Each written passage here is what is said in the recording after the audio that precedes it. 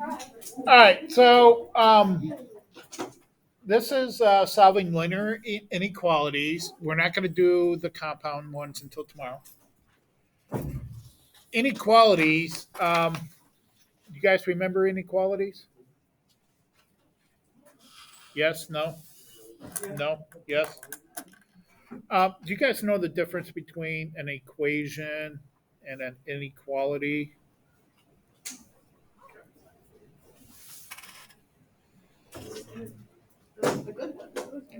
You guys know the difference between these two? What? X equals C. What does that mean? One answer, one solution, right? One solution. That's the way I abbreviate solutions. Um, what does this mean? How many solutions here? Yes. Multiple solutions. In fact, infinitely many. Infinitely many because anything less than three makes this inequality statement true. So, does three make this inequality statement true? The number three? No, it doesn't because three is not less than three. Three equals three. Go ahead, sharpen your pencil. Oh, you guys switched seats, huh? So now you're the one that's going to be banging your head on the TV. Yeah. Is that why you did it, John? So he'd hit his head on the TV? What a nice friend. Okay, so this one has infinitely many solutions because any number less than three, um, two and a half, two and three quarters, zero, one, negative and negative 10, negative infinity, right? Works in there. So there's infinitely many solutions.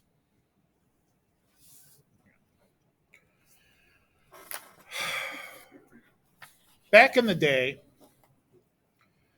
back in my day, we couldn't put we didn't have this thing called interval notation. We had to put for infinitely many solutions because that's what it has, right? We had to put the set of numbers. So we have to put those curly brackets in there that we can never draw. Students can never draw. I still can't draw it to this day.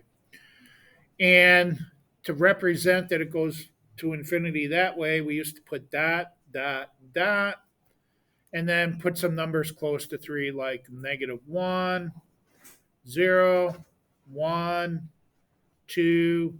Then we had dot after the 2, we'd have to go dot, dot, dot to the number 3. And because we didn't want to include that number 3, we would have to put a bar here and state that x could not equal 3. And then another curly bracket that we could never draw and still can't to this day. And then we had to tell the teacher that the answer is it's the set of numbers such that it's a set of numbers negative infinity all the way up to 3 such that x does not equal 3. That's the way we would have to answer the teacher. You guys are lucky, right? Because modern math, not the math that I had, has this thing called interval notation. That's like the math Miss Myers learned, and you guys, and even Mrs. Abruzzo. She had the interval notation. The hardest part about interval notation is remembering this little box up here. And the thing you have to remember is if your inequality does not include an equal sign, I'll just put no equal sign.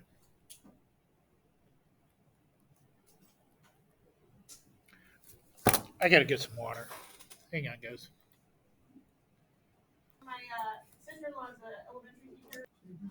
Okay, so if it does have an equal sign,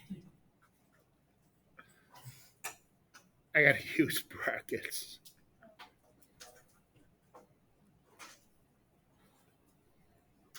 Okay, so no equal sign, parentheses, equal sign, brackets.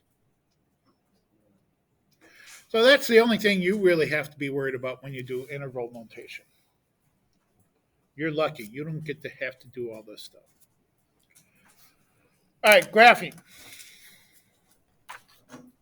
Well, let's go ahead and graph our little inequality statement here, our equation or whatever you call it.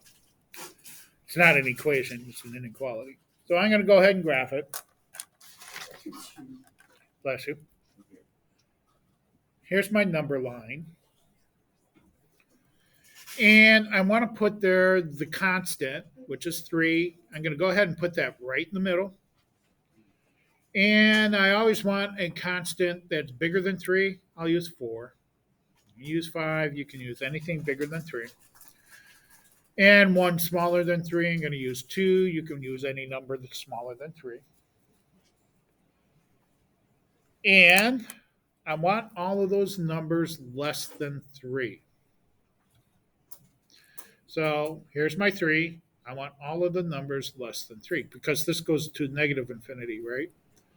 This goes to positive infinity. So I want all of those numbers less than 3.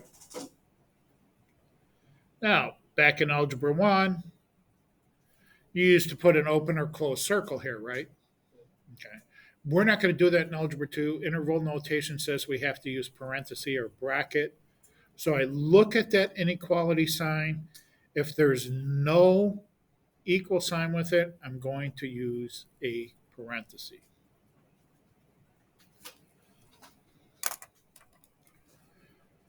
All right, interval notation, you just read this left to right. So I start at negative infinity. And oh, by the way, you can never include infinities no matter which side of this you're on. So you're always going to have to use parentheses with an infinity. So I start out here at negative infinity and I go all the way to 3. And then that 3 has a parenthesis to stop me. And there's my interval notation. So you guys get to do this when I had to do this. Easy peasy, right? Okay. I'm going to graph x. This is solved. This is my solution. So I'm going to graph this, get my number line. I have to graph all of those numbers that are greater than or equal to negative 2. So I'm going to put negative 2 in the middle. I need one bigger. Now remember, we're on the left-hand side of 0. So a number that's bigger than negative 2 is going to be negative 1. And a number that's smaller than negative 2 is going to be negative 3. And I want all of those numbers greater than or equal to negative 2. So I'm looking at all of these numbers greater than negative 2. And you guys don't have to put the infinity signs here. I like to. Just kind of looks pretty. And to determine whether the negative 2 gets a bracket or parenthesis, I look to see if there's an equal sign, and there is. So it gets a bracket.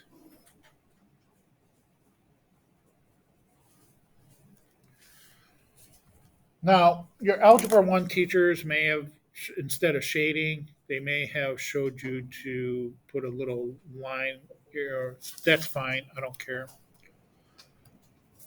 Also, in Algebra 1, you didn't use parentheses and brackets, right? You did? Ooh. Most teachers use circles, open and closed circles. In fact, the software for your practice worksheets uses circles, but you're going to use brackets and parentheses. In fact, I think CUDA software uses set notation too. Just be aware of it. Um, Anybody notice anything else before I go on with the shading in particular? Wait, so would that be infinity negative two? Oh, I'm sorry, I didn't finish it, did I? Well, you always read it left to right. So this one, well, it doesn't, I can't, Oh, it actually starts at -2 because it's blocked. It's got that bracket. So bracket -2, and then positive infinity, which always gets a parenthesis. Thank you, Justin.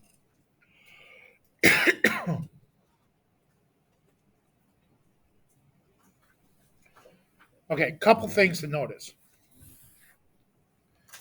Negative infinity is always going to be on the left hand side.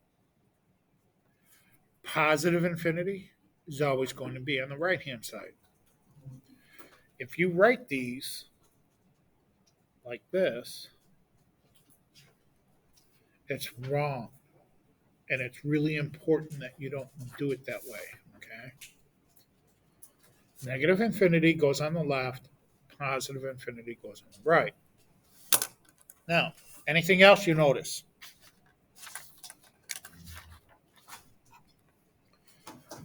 If you look at the inequality sign here, what direction is it going? It's going to the left, right? Where did we shade? To the left, right? What about this inequality sign? Which way is it pointing? To the right. Didn't we shade to the right? As long as you have that variable isolated on the left hand side, you can just follow the arrow for your shading. Okay? Any questions?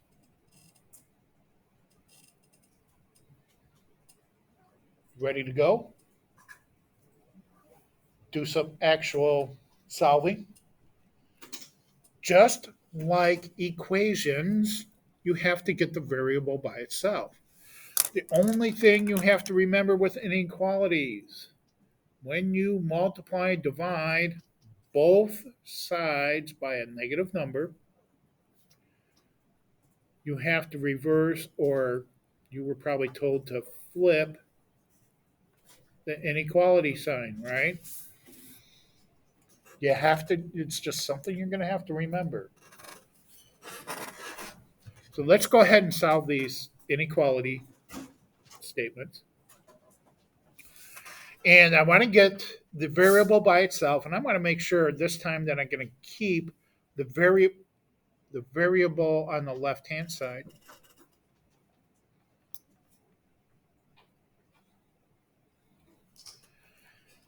You guys really shouldn't be texting. You really shouldn't be texting. You guys, I know some of this stuff can be boring, but you need to pay attention because of the details. There are details in Algebra 2 that you didn't have in Algebra 1. All right, so I'm going to go ahead and move my constant over here. So I'm going to add 7 to both sides. So I have my 3/2 x. I don't have to worry about flipping that inequality sign because I was adding. 2 plus 7 is 9. And what's the easiest way to get rid of a fractional coefficient? Multiply by the reciprocal. Good. Because this all cancels to 1x or just x. I multiplied by a positive number, so I keep the inequality sign right. 9 times 2/3, 6. You guys can use a calculator. This is my solution. X is greater than 6. It's also called the inequality statement. Okay, so I'll be using different terms. Yes, sir. aside from tests and academics, is there a place where this pops up in real world? Yes.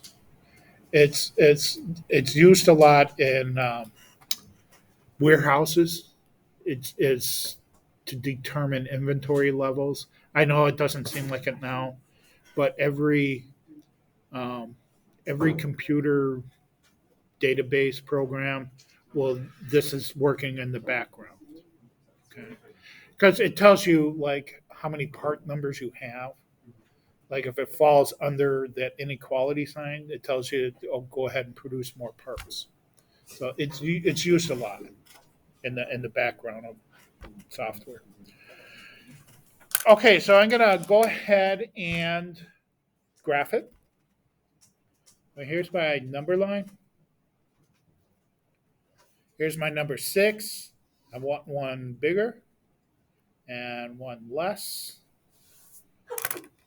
Bless you.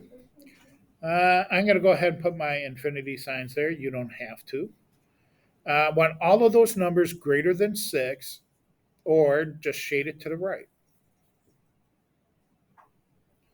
There's no equal sign here, so it gets a bracket.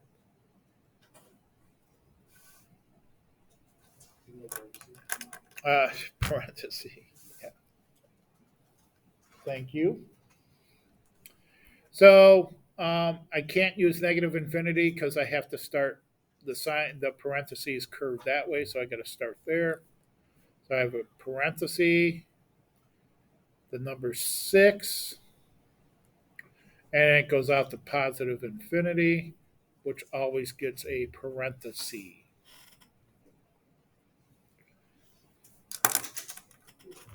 By the way, do you guys know every problem in algebra, both algebra 1 and algebra 2? You can check your answers. Did you know that? In fact, when that No Child Left Behind thing came out, it's been a long time now. It's what, 10 years or something? That Common Core thing that you always heard about that made your lives miserable. Um, they were going to put in there that algebra students had to check every single problem they did. It was like this close to getting in. But we could check this just to make a point. Now, I'm going to go ahead and put 6 in there. I don't know if this 6 is a solution. Well, yes, I do know because it's parenthesis. It's not. 6 is not included, but I just want to check it. So here's my original problem. And wherever there's an X, I'm going to plug in that 6 to see if it makes this inequality statement true. So I'm going to go ahead and plug in 6. So 3 halves times 6, 9 minus 7. Is that greater than 2? Well, is 2 greater than 2? No. That's why 6 does. That's why this 6 gets a parenthesis, because it is not a solution to that inequality. It's close. If it had an equal sign there, it would be. That's why we would have to put a bracket. Make sense? See the difference between parentheses and brackets? Are you guys tired and bored? No? All right. Let's do number 2. I'm going to solve this inequality. And again, I want to keep my variables on the left-hand side. So this time I'm going to subtract 5 from both sides. So I get a negative 2x. I'm subtracting so I don't have to worry about flipping. 27 minus 5 is 22. Going to divide by negative 2.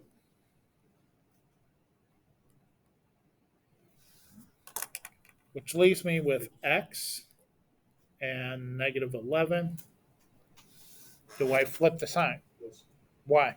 Because it's a negative. Good, because I'm dividing by a negative number, so I have to flip the sign. Graph it. There's my number line. Negative 11 in the middle. Because it's a negative number, number less, or I'm sorry, number more than negative 11, negative 10, a number less than negative 11, negative 12. I don't want to think too hard, so I'm just going to follow the arrow. Gets a bracket. My bracket's going to close it off this way. So I'll need negative infinity. Interval notation, negative infinity, which always gets a parenthesis. And then it stops at negative 11, which has a bracket.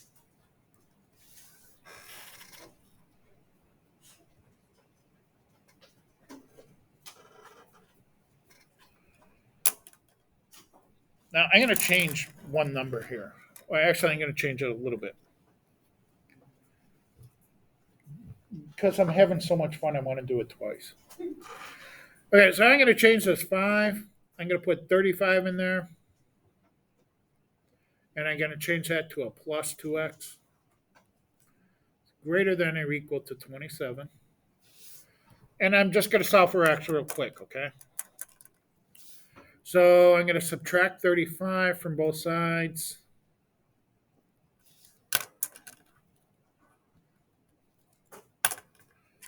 And I get, let's see, I get positive 2x. I subtract it, so I don't have to worry about flipping. 27 minus 35 is negative 8. And I'm going to divide by 2. So I get x here and negative 4 over here. Do I flip the sign?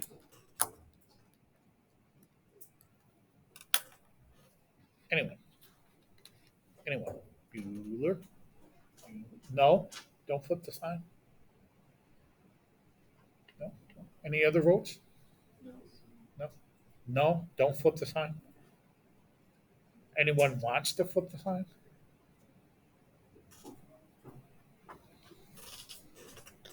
We're going to keep the sign. Okay? And why do we keep the sign?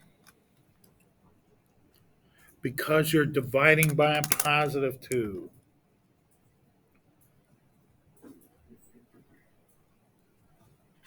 Okay? The first time we divided by a negative, so you have to flip.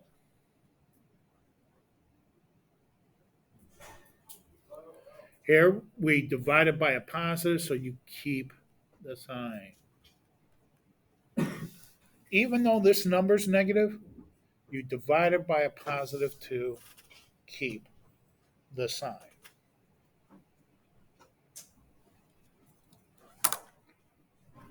One more and I'm done.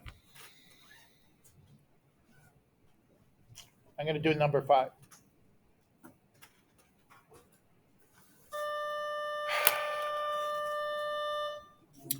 Okay, I have a number in front of parentheses, so I'm going to distribute. I want to keep my variable on the left-hand side because it's an inequality. So I'm going to subtract 5 from both sides. Oh, wait, I'm sorry. No, I'm not. I'm going to distribute first. 4 times 3 is 12. 4 times minus x is minus 4x. Now I'm going to add 5 to both sides. Because I want to keep my x's here on the left-hand side. So I want to add 5 to the 12. I get negative 5x greater than or equal to 17 minus 4x.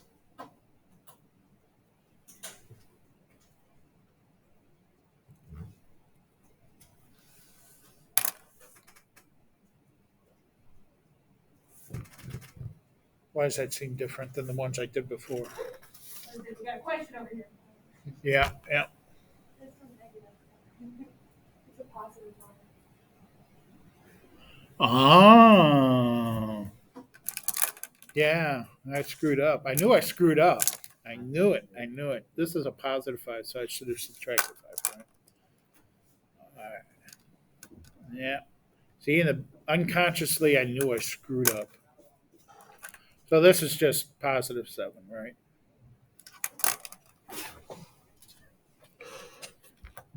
Thank you.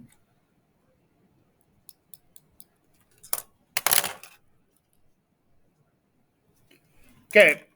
Add 4x.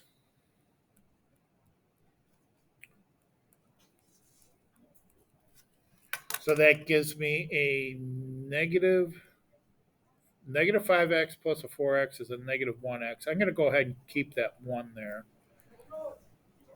Greater than or equal to 7. I have to get rid of my negative 1, right? Either multiply or divide by negative 1. So I get my x, flip the sign because I divided by a negative number, and I get negative 7 here.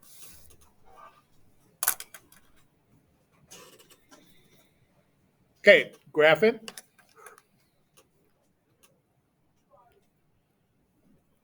So negative 7 in the middle, 1 greater. We're on the left hand of the number line, so it's going to be negative 6 is greater.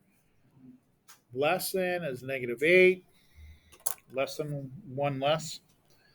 And let's see, if you don't want to think too hard, you could just follow the arrow, or you could, better yet, think about it and say all of those numbers less than or equal to negative 7. It's going to go out here to negative infinity because that's where it's pointing. Negative 7 gets a bracket because it has an equal sign. Interval notation, start left to right, negative infinity, and goes to negative 7, bracket, negative, infinities always get parentheses. Don't do this.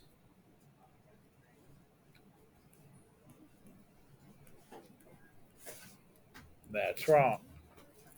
Smaller number first, bigger number second. Negative infinity always on the left. Positive infinity always on the right. Questions, comments, concerns, everything you wanted to know about inequalities right there, man. That's some exciting stuff. You guys are not seeing the and too enthusiastic about this.